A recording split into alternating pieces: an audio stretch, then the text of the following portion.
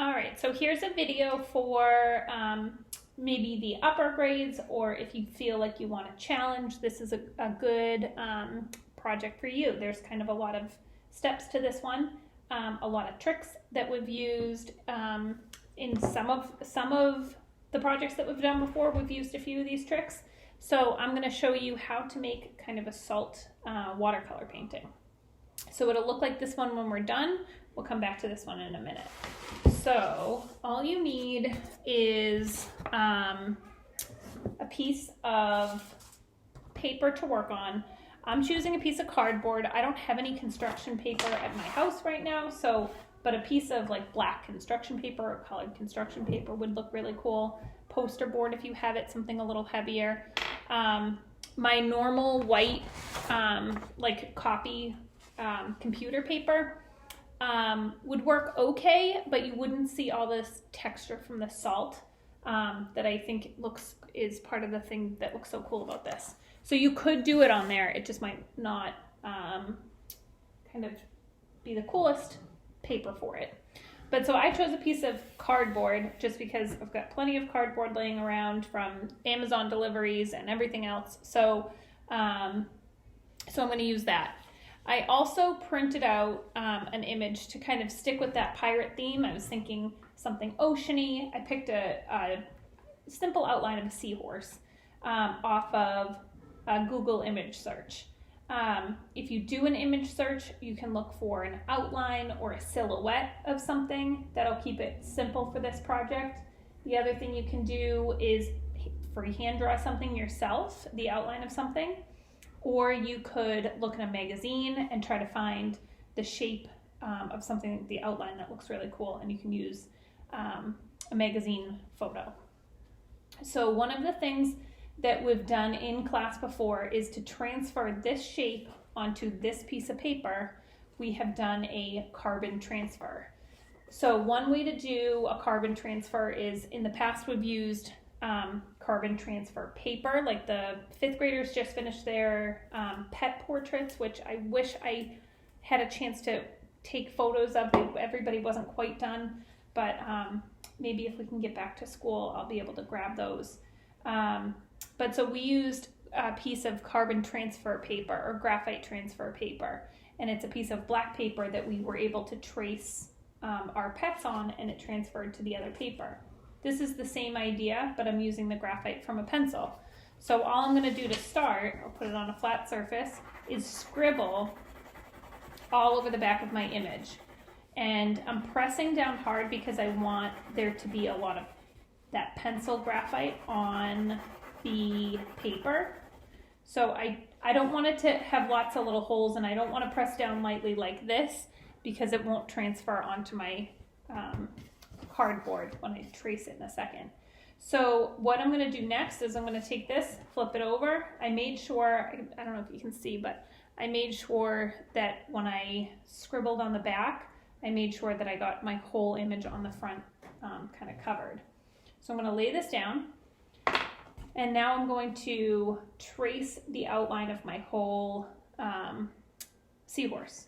So I'm just going to start and go right around the edges, pressing down firmly and holding my paper in place. I don't want my paper to slide around.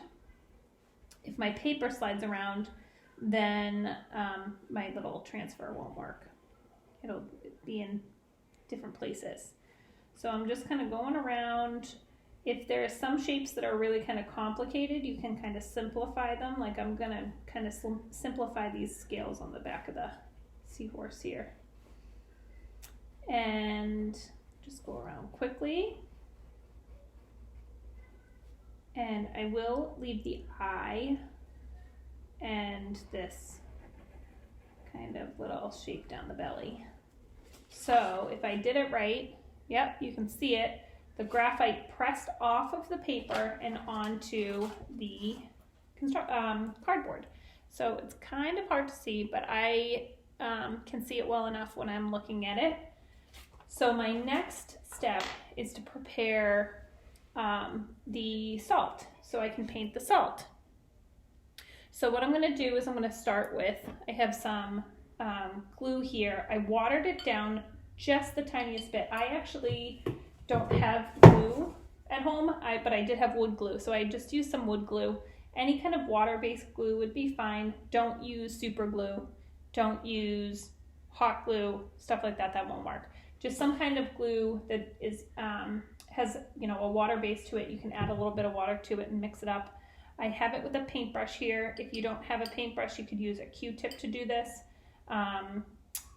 And you can kind of spread it around like that. But so I just watered it down a tiny bit. I just really just a little splash of water just to be able to kind of paint my glue on. So what I'm going to do is exactly that. I'm going to take a nice little glob of glue here, and I'm just going to paint my glue on. And I want to paint it on pretty thickly. So I'm just going to go right around painting my glue on so that it has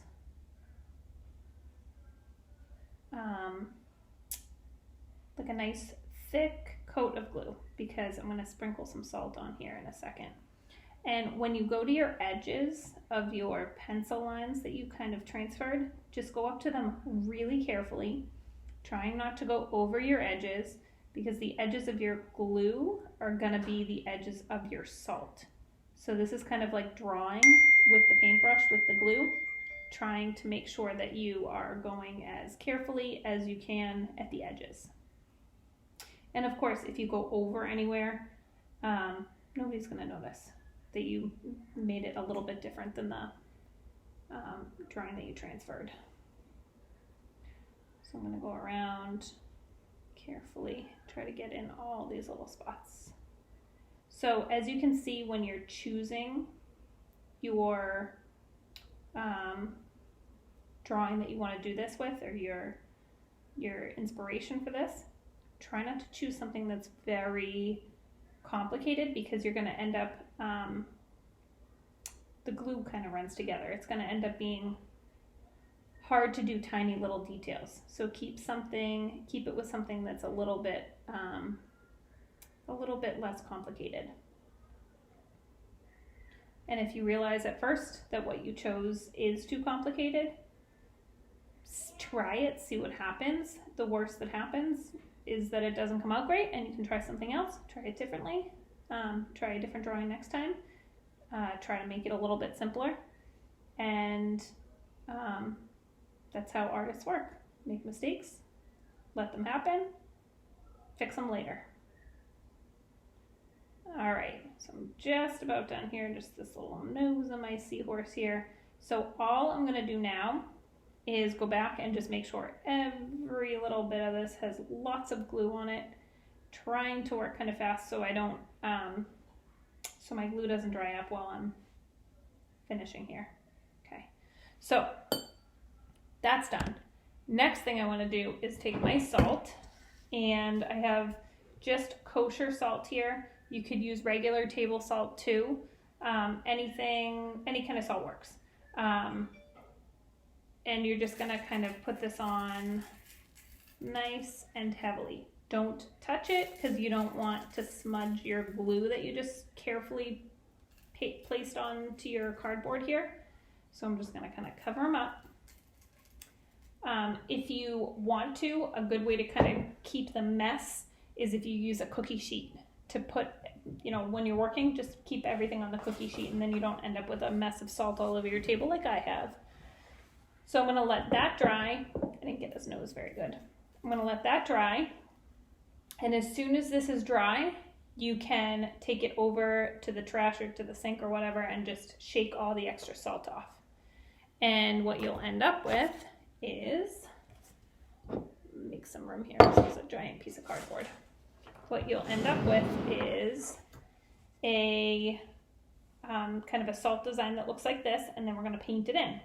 So what we're going to do is we'll take a little bit of watercolor, and if you don't have watercolor, you certainly could use something like food coloring, watered down a little bit. If you get like a little bowl, even kind of like this, if you get a little bowl, I was using this water already, that's why it's all blue. But if you get a little bowl, do a couple drops of food coloring, you can paint it right on, just like it's watercolor. So I think I'm gonna go, I did kind of cool colors over here. I'm gonna go warm colors. Just thinking this water's kind of dirty for warm colors, but that's okay. I think I'll start with kind of a purple. Maybe I'll start with the color that I started with down here. And all you're gonna do with lots of water, but also lots of color, you're just gonna kind of tap onto the salt. Don't brush it and scrub it, because that'll knock all the salt right off. You just wanna kind of tap it, and you'll see that the water and the color kind of absorbs and they starts to run together. Kind of looks like a crystal painting when you're all done. So next I think I'll take some of this red. And you can see you just have to like gently run your brush over it. I'm not pressing down hard at all, and the color starts to seep right down the salt. And the colors mix together nicely themselves. So next I'll go a little orange.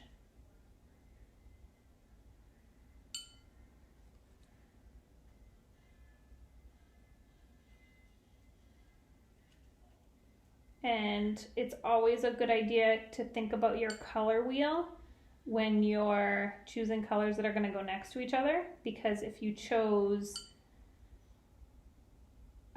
like an orange like this, and then you chose to put a blue right next to it, orange and blue, when you mix them up, they're going to end up being kind of a brown color. So you don't want to end up with mucky brown muddy colors when you've spent so much time making your design here. So just go right around the tail. Maybe I'll even add a tiny bit of green right at the very end of the tail there, just to fill that little spot in. And now you have your kind of ombre rainbow color, kind of crystal salt painting. This looks really cool if you do it on a black background. The color will really pop. It also looks cool on this cardboard. I'd love to see what you guys work out. You can use any kind of simplistic drawing or printout or magazine photo that you can find. Yeah, and I'd love to see what you come up with. Have fun.